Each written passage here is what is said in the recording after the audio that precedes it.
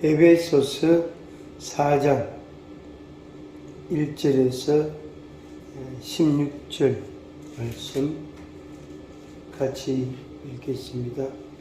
에베소서 4장 1절 함께 읽습니다.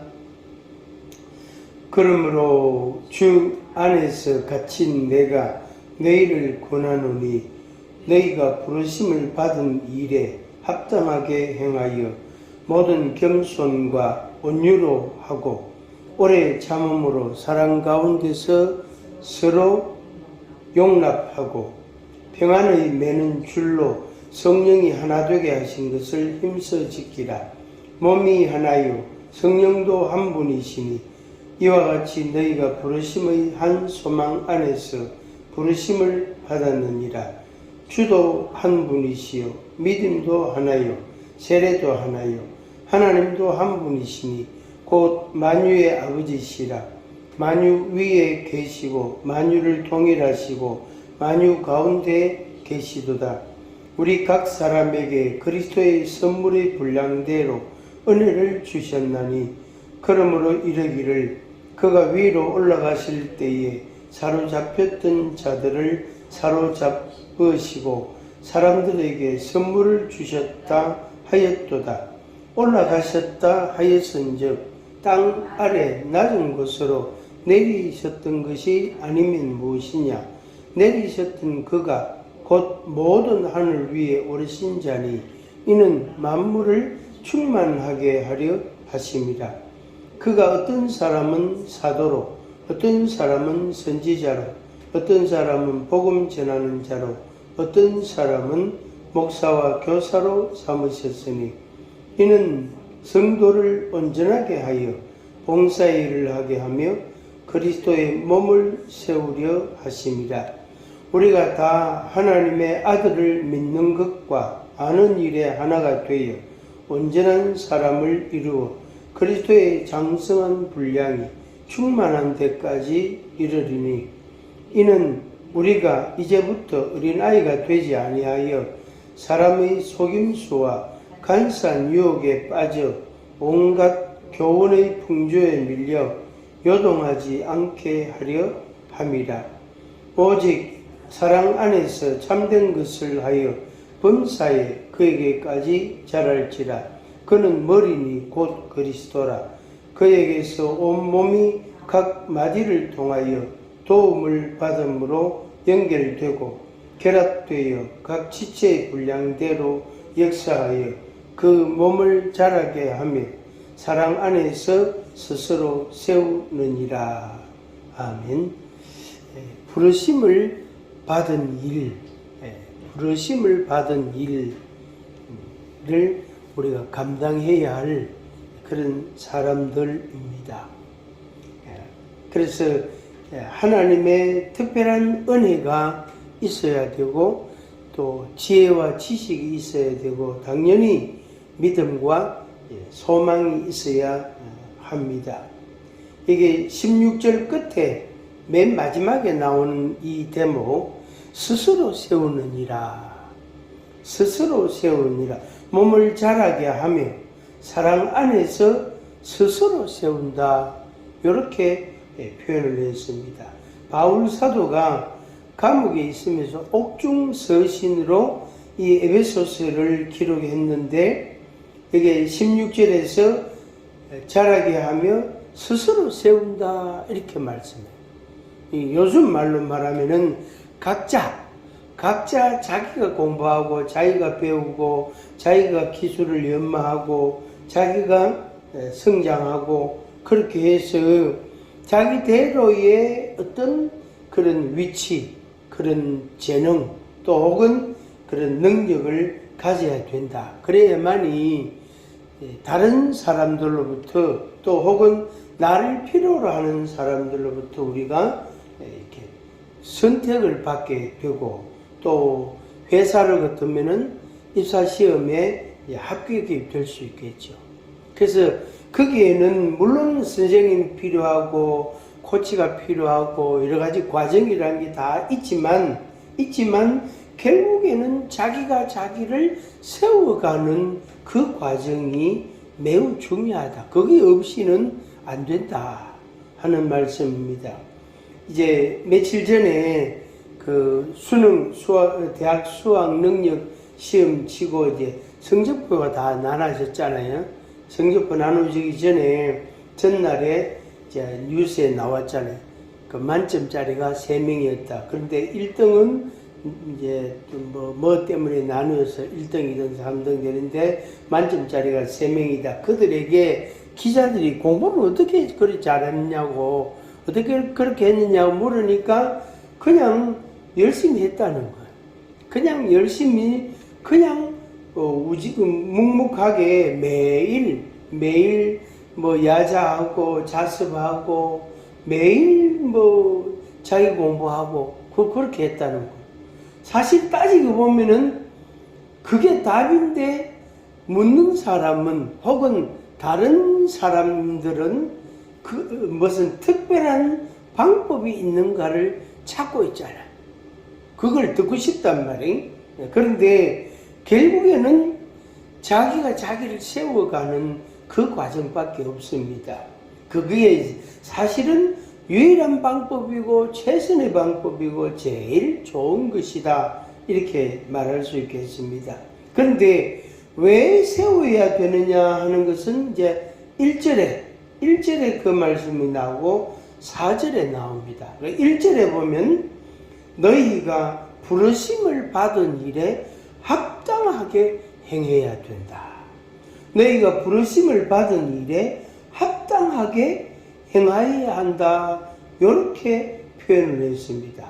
그러니까 에베소 성도들로 하여금 하나님의 부르심을 받았나 안 받았나, 또 4절에 있는 것처럼 하나님의 부르심을 받았나 안 받았나, 이것을 분명하게 인식을 한다면, 그것을 믿음의 지식으로 그걸 마음에 간직을 한다면 그 사람은 행하는 그 행함이, 생활이 달라질 수 있겠죠. 그런데 부르심을 받은 사람이라는 사실을, 혹은 부르심을 받았다는 그 아주 특별한 은혜라는 것을 마음에 새기지 않는 사람은 행할 수도 없고, 당연히 자기 자신을 따듬어가는, 자기를 성장시켜가는, 발전시켜가는 그런 노력도 안 나오게 됩니다. 그러면 이제 자꾸 왼쪽으로 갔다가 오른쪽으로 갔다가 이거 했다가 저거 했다가 그런 변화들이, 좋지 않는 변화들이 생기게 되어집니다. 그 나머지 내용들은 전부 뭐냐면은 구체적인 것들이에요. 구체적인 것들. 그러면 이제 먼저 생각할 대목은 11절입니다. 11절에 어떤 사람은 사도로 이렇게 했습니다.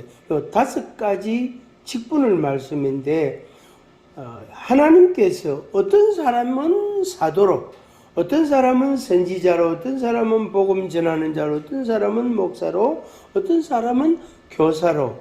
이 목사와 교사는 이렇게 묶어서 교사로 표현할 수 있습니다. 그래서 사도로, 선지자로, 복음 전하는 자로, 목사와 교사로 그렇게 어떻게 하나님께서 삼았다.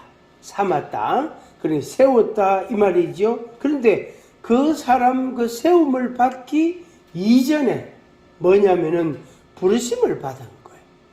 부르심을.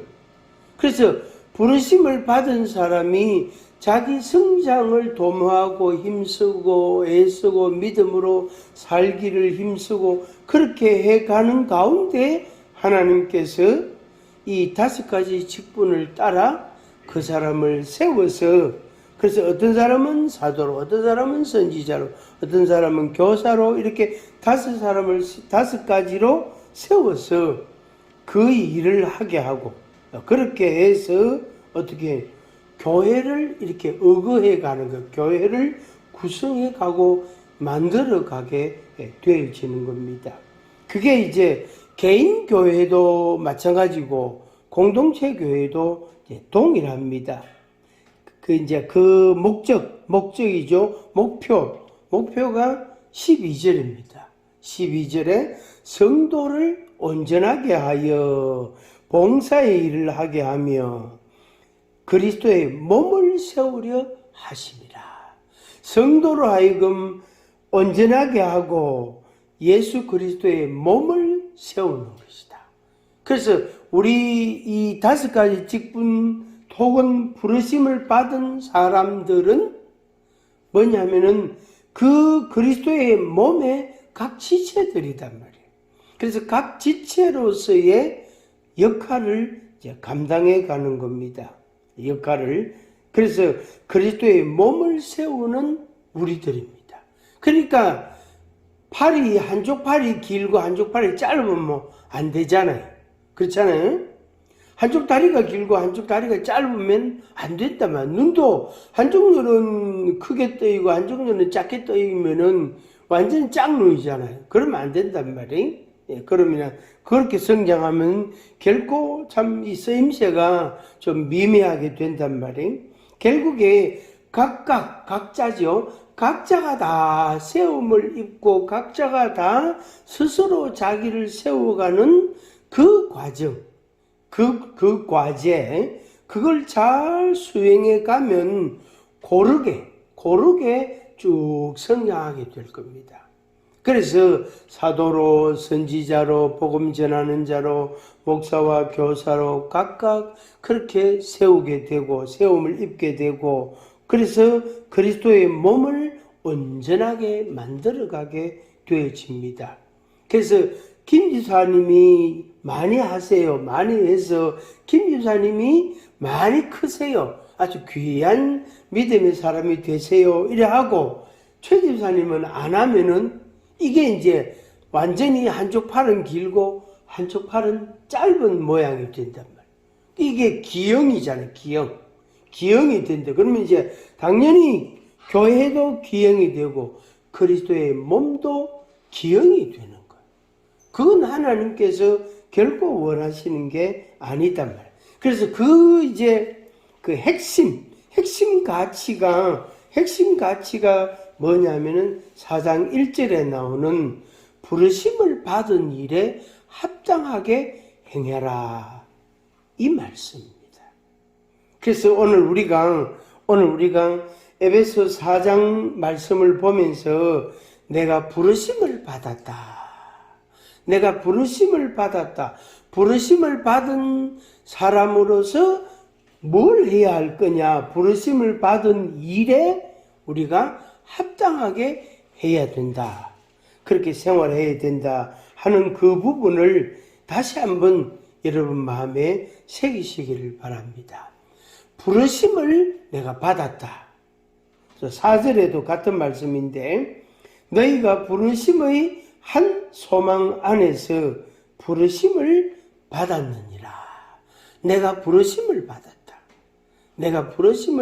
받았다.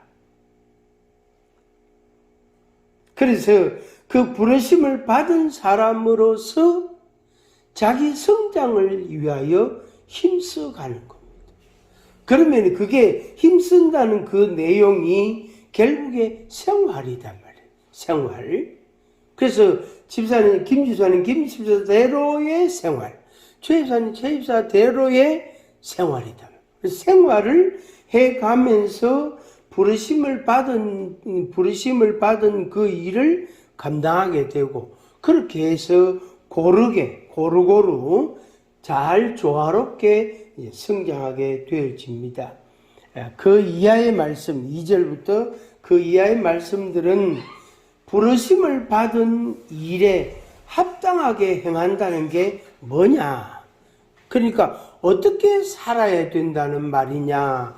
어떻게 살아가는 게 온전한 삶을 사는 거냐? 부르심을 받은 일에 합당한 생활이냐? 그걸 우리가 배울 수가 있는 것입니다. 자, 결론부터 먼저 말씀드리면 앞서 말씀드린 성도를 온전하게 하고 그리스도의 몸을 세운다. 사실은 목표는 한 개입니다. 그리스도의 몸을 세우는 거다. 그래서 우리가 머리부터 발끝까지 우리 몸 전체를 보면 전부 그리스도다. 눈을 봐도 그 예수 그리스도, 입을 봐도 예수 그리스도, 손을 봐도 예수 그리스도. 그걸 좀 더 세분화해서 말씀드리면 눈으로 보는 것도 가려서 봐야 되고, 듣는 것도 가려서 들어야 되고, 먹는 것도 가려서 먹어야 절제도 필요하고, 또 손을 뻗어도 손을 가지고 사랑을 하고 봉사하는 것, 그것도 우리가 힘써 감당해야 되고, 두 다리로, 튼튼한 다리로 복음을 전하고 또 수고하고, 그것도 우리가 잘 감당해 가야 되고, 그렇게 해서 부르심을 받은 일을 우리가 합당하게 생활해 가는 것입니다.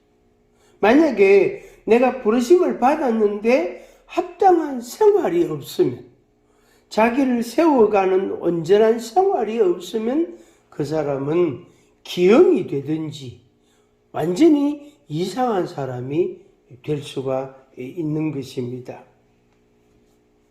그래서 예수 그리스도의 몸을 세우는 일에 우리가 힘써가야 할 것입니다. 자, 그 다음에 2절부터 보겠습니다. 2절부터 바울이 얼마나 간절하게 1절에서 말씀한 걸 이제 2절부터 이렇게 풀어냈습니다. 아주 세세하게. 모든 겸손과, 그래, 한 가지만 겸손이 아니고 모든 겸손과. 제가 저 자신을 생각할 때 겸손하다고 생각을 할 수도 있는데, 모든 데 다 겸손하냐, 요렇게 따져보면 아니단 말이에요. 그래, 겸손한 부분이 있을 수 있고, 온유한 부분이 있을 수 있고, 오래 참고 이런 게 있을 수 있단 말이에요. 또 그런 우리의 믿음과 성품이라는 게 자꾸 이렇게 성장해 간다면 변화된단 말이에요. 그러나 모든 겸손이냐, 이렇게 따졌을 때, 살폈을 때에는 우리가 고개를 흔들게 됩니다. 아니다. 나는 모든 데 겸손하지 않다. 이걸 이제 알게 됩니다. 모든 겸손과 온유로 하고 오래 참음으로 하고 사랑 가운데서 서로 용납하고, 참 이거 어렵다, 그지요? 사랑 가운데서 서로 용납하고 평안의 매는 줄로 성령이 하나 되게 하신 것을 힘써 지키라. 평안을 위해서 해라. 평안을 위해서 힘써라. 이 말입니다. 그러니까 이런 일들을 평안함이라는 목표를 가지고 감당해야 된다. 이 말입니다. 그래서 성령님이 우리들을 하나 되게 하신다. 그래서 성령님과 우리를 하나 되게, 예수님과 나를 하나 되게 하신다. 김집사와 치집사를 하나 되게 하신다. 그렇게 해서 평안을 이루어가는 것입니다. 그것을 힘써 지키라 그랬어요. 힘써 지키라. 합당하게 행하라. 힘써 지키라. 이것은 우리가 정말로 믿음으로 감당해야 할 문제들입니다. 겸손, 온유, 오래 참음, 사랑, 용납, 평안, 하나 되게 하신 것, 이걸 이 7개, 개수로 말하면 7가지인데 이걸 힘써 지키라. 이제 이런 사람은 우리 자신도 아직 아니고 아직 덜 됐고 주변에서도 우리가 좀 찾아보기가 사실은 어렵습니다.